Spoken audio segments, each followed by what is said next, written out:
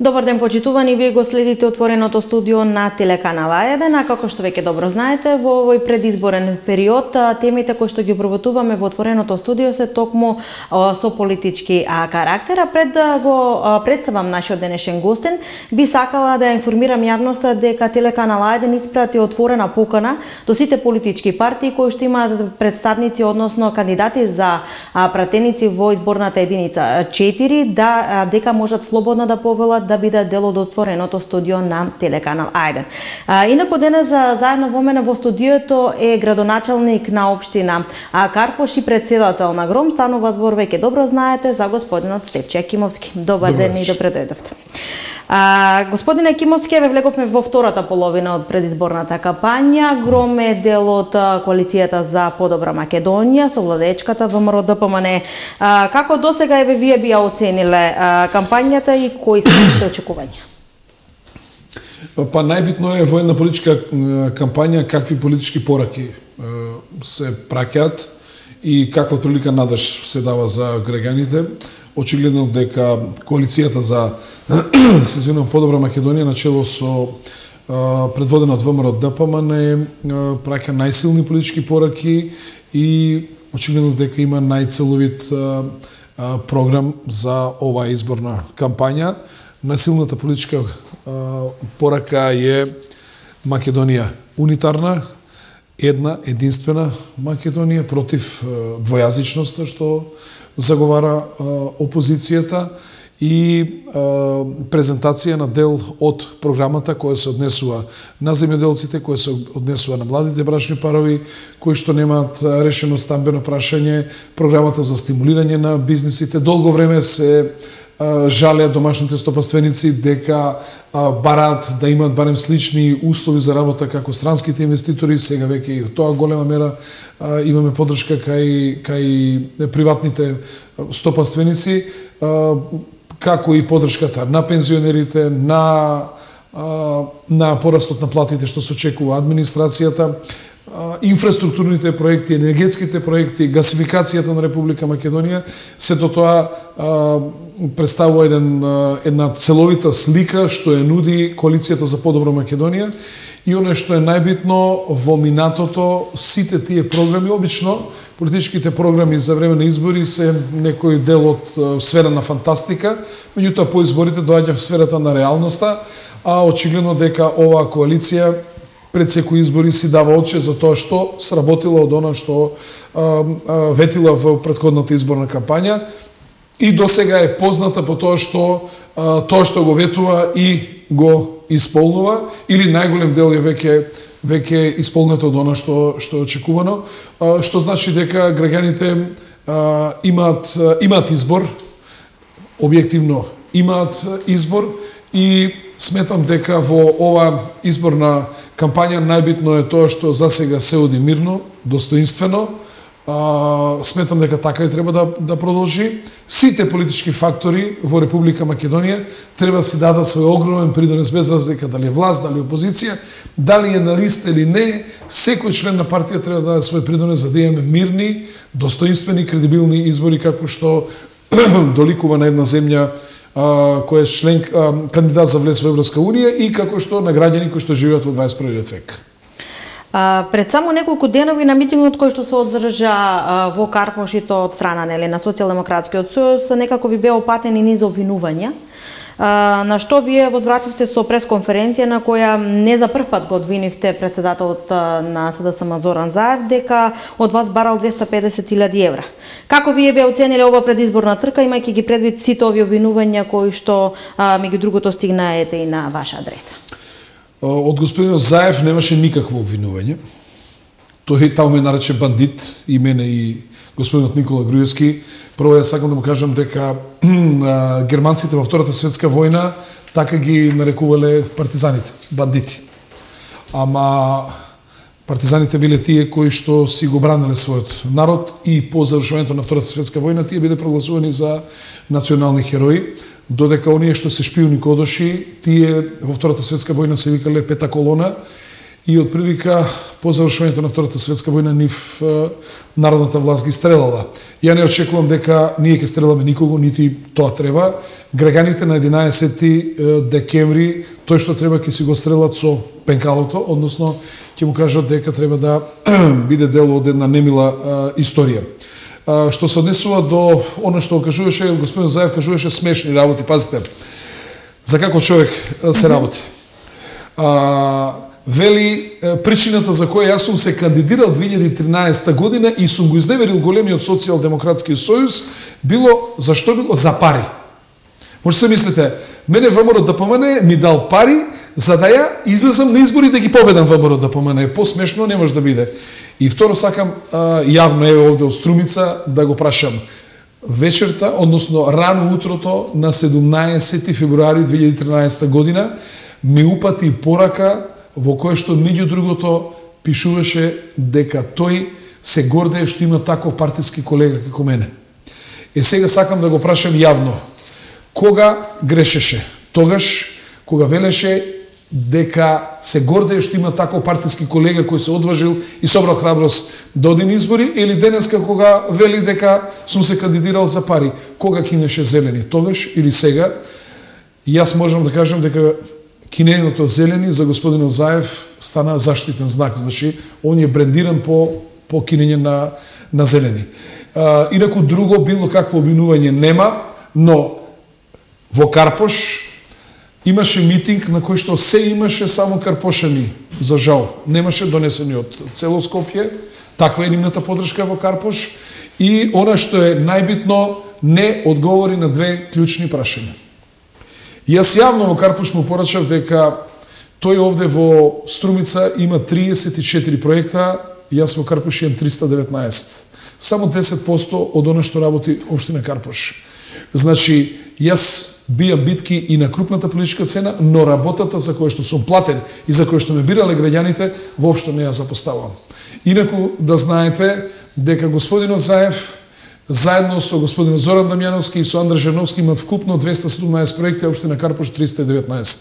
Тие представуваат 230.000 граѓани, односно зимаат пари од 230.000 граѓани нивните буџети, а општина Карпош е само 65.000. И второто прашање за кое што не одговори, ниту демантира, нити го потврдува. Дали од мене бараше 250.000 евра за работа на странска компанија која што требаше да работи овде во општина Струмица. Тој не одговори на клучното прашање дали ми дал ливче во кое што точно пишуваше 50.000 евра за културата во Струмица, 50.000 евра за црквата што се гради, 50.000 евра за спортот и 100.000 евра нему лично, затоа што, како што тој вели, ромите секоја се бајле го јаделе, го чекале пред врата. Значи, одговор на тоа прашање не даде и навистина е смешно да нарекува некои бандити човек кој што е снимен со камера како бара мито и таму бара исто така 200.000. Значи, неговите побарувања очигледно дека се над 200.000 евра. Сега, јас сум сниман како барам пари или тој? Јас од него барав пари или тој од мене бараше пари, за да можеме кого да се нарекуваме, но во секој случај и граѓаните на Карпош и граѓаните на Струмица многу добро знаат кој колку работи и како работи за интересите на граѓаните на својата општина, а барајќи ми ги овие 100.000 евра за ромите во Струмица, јасно покажува како тој се обидува да ги купува или ги купувал нивните души. Во едно ваше интервју од пред неколку дена велите дека за вас изборите завршија во Берн, каде што Зоран Заев се откажа од Македонија, од македонците. Ветувањата за двојазичност, бинационална држава за вас се опазни тези. Каков ефект очекувате себе ова да донесе? Молам. Кажете ми вака. Која е веројатноста да некој албанец побара било каква услуга во Пехчево? Или во Берово? Или во Делчево? Или во Кратово? Предпоставам дека веројатноста е 1:100 милиони. 1:100 милиони. Има ли логика вие да протежирате вакви предлози за делови во Македонија кои што не кореспондираат со албанското население и има ли потреба да ги вознемирувате граѓаните од Источна Македонија кои што се соочуваат со една тешка економска ситуација благодарение на сите оние фабрики што за време на транзицијата пропадна и вие гледате во изборна единица број 3 се намалува и бројот на гласачите и сега во една таква ситуација на овие граѓани вие уште им нудите двојазичност, буквално ги дотепувате. Тоа е бедата на Социјалдемократскиот сојуз. Тој во изборна кампања не нуди ниту надеж. Значи само црно не нуди ниту надеж на граѓаните на Република Македонија. И има ли потешко нешто да кажеш дека не може другите да ни бидат криви, веројатно вината е кај нас. Значи, за собствениот народ да кажеш дека главниот проблем на Балканот, па такво нешто не кажали ни најтврдите националисти од Бугарија, од Србија, а ти како политичар да тоа кажеш, извинете, но тоа станува историја. Како ние денеска се фаќаме за нешто што кажал Георги Димитров 46-та или 47 година, исто така утре некој во историјата ќе се фаќа за она што кажал лидерот на опозицијата. Сметам да одиш надвор од државата, да кажеш такво нешто, таква политичка порака која што тектонско пореметување прави во уставот, тектонско пореметување прави во државата, фрлаше на тема во собствениот народ, протежираш промена, заговараш промена на уставот, заговараш дури бинационална држава, а тоа и кантонизација на Република Македонија, кантонизацијата постепено нормално прво води кон една нефункционална држава, која што постепено дел по дел на легален начин значи и отцепување на делови од Република Македонија. На 11 декември народот ќе се изјасни дали е за една единствена Македонија, за унитарна Македонија или е за Македонија која што треба да ја управуваат вазали, да имаме квиснички влади и со оваа држава да управуваат амбасадори. Ние како партија, Граѓанската опција за Македонија, одлучивме да застанеме за унитарна Македонија и да застанеме за изборот на народот, на граѓаните. Како тие ќе кажат така? Значи да имаме влада која што ќе биде бирана од страна на граѓаните, ние да го планираме нашиот развој, да ги почитуваме и странските фактори нормално, но не може тие да бидат нивното мислење пресудно за водење на Република Македонија и сметаме дека во овој момент не е добро растурање на гласови, туку напротив треба да ги концентрираме. Според наше мислење 11 декември е побитен дури од 8 септември. На 8 септември 1992 година добивме самостојност, меѓутоа на 11 декември 2016 година го полагаме испитот на зрелоста. Дали сме зрели да имаме држава, дали ние како народ имаме свое ја, дали имаме свое достоинство и дали сме подготвени да се спротивставиме, односно да одолееме на нападите што ни доаѓаат и однатре и однадвор, значи да го положиме тој испит на зрелоста и да покажеме дека ние македонците си заслужуваме држава која што сме добиле после еден милениум, односно по битката на Беласица 2014 година и по смртта на цар Самоил.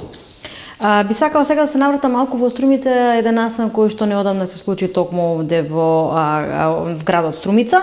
Сметате ли дека беше некакво разгорување на страстите со палењето на автомобилот на претседателот на ГРОМ во Струмица? Како вие го искоментирате овој настан? Господинот Саша Милковски е млад човек кој што сака да се бави со политика. Прво пацифистички настроен човек што нема лични непријатели. Се случи еден неми настан да биде запален обид, имаше запалење на неговиот автомобил и цела среќа што чуварот од околната зграда која што ја чувал излегол во обиколка, го забележал огинот кој што веќе горел и го зафаќал тркалот и гумата на неговиот автомобил. За среќа човекот бил многу присебен, земал лопата со земја, со песок успел да го изгаси пожарот и не се случи најлошото. Тој што го палил автомобилот, очигледно покрај палењето на автомобилот на Страшо Милковски, праќање на политичката порака што сакал да ја прати, како и заканата безбедноста кон нашиот претседател, воедно предизвикал и општа опасност едно возило кое се запали, тоа има гориво внатре, значи тоа експлодира, тоа може да погинат и луѓе, да се оштетат други автомобили и така натаму. За жал, Социјалдемократскиот сојуз не го осуди настанот. Туку го обвини председателот дека Сашо Милковски дека сака да предизвика внимание. Крајно недолично за една партија која смета од себе дека треба да биде државотворна и второ крајно неодговорно за председател на партија кој што во исто време е градоначелник на општина Струмица. Тој не смее да дозволи или треба да осуди секаков акт на насилие кој што се спроведува во било кој граѓанин во општина Струмица, а особено ако се работи за политички противник. Јас што би направил, прво би му се јавил, се што е потребно, би стоел на располагање да се помогне, во исто време би барал од истражните органи да случајот го откријат. Овде во Струмица имате поставен началник на полиција близок до Социјалдемократскиот сојуз, значи партиски началник на полицијата во Струмица. Најпрвен господинот Милковски чекаше 7-8 часа да дојде увидна екипа, се обидува да го игнорира целиот настан и од тогаш се поминати повеќе од 3 недели, се уште сторителот не е откриен. Ве молам, од 21 век, кога на многу делови од Струмица има безбедносни камери, се уште да не се открие случајот, само тоа потврдува неспособноста на Социјалдемократскиот сојуз и нивните кадри. Тие бараат да бидат во Министерството за внатрешни работи. Господинот Оливер Спасовски стана министер за внатрешни работи и има своји луѓе кои што ги поставил за началници да водат потрашните единици или ОВР, како стручно се вели Струмица, овде нивни човек, но очигледно дека тие таков сторител се уште не можат да најдат или не сакат да најдат. Тоа само ја декларира нивната неспособност. Замислете овие луѓе да ја водеа нашата полиција кога се случи диво населје во Куманово. Јас претпоставувам дека тие криминалците од диво населје се уште ќе беа во Куманово и веројатно ќе ни ги спорачаа нивните политички барања после тоа, а се виде како функционира Министерството за внатрешни работи, кога ја водат луѓе кои што се подготвени да се справат со сите предизвици. Ово уште еднаш, прво е големо разочарување за граѓаните на Струмица, второ големо политичко разочарување, затоа што нема осуда на настанот, туку обвинување на жртвата која што е во овој настан, но ќе завршат изборите, ќе се биде сменет началникот и сигурен сум дека ќе се открие сторителот кој се обиде да го запали автомобилот на председателот на Гром Сашо Милковски. Гром со самото појавување како трета опција на политичката сцена добро се стационираше. Вие секогаш велите дека стоите цврсто на вашите ставови. Што е она што за вас е најважно по 11 декември? Односно, дали да се избере вистинскиот предводник на државата, излегувањето од кризата или пак реализација на ветеното овие денови? Ја не претпоставам дека ќе излезем од кризата. Уште од сега и со пораките од Берн, Заев ги прати главните политички пораки, дека политичката криза од меѓупартиска по изборите тој се труди да ја пренесе на меѓуетничко поле. И од тамо обидите да евентуално коалицијата за подобра Македонија не добие 63 пратеника, за да евентуално нивна соработка со дел од албанските партии да можат да направат евентуално малцинска влада или пак како тие што заговарат, си го лажат сопственото членство, да повторно се прави некоја широка коалиција. Значи, повторно се обидуваат да и преку дестабилизација на Македонија и преку етнички проблеми, односно, како резултат на она што го изјави Заев, нормално барањата на албанските политички партии ќе бидат зголемени во однос на тоа да се има председател на Собранието на Република Македонија, да се менува уставот, да имаме подпредседател албанец и така натаму и така натаму, и сето тоа ќе врши сериозен притисок врз победникот кој што се очекува, а тоа е коалицијата за подобра Македонија.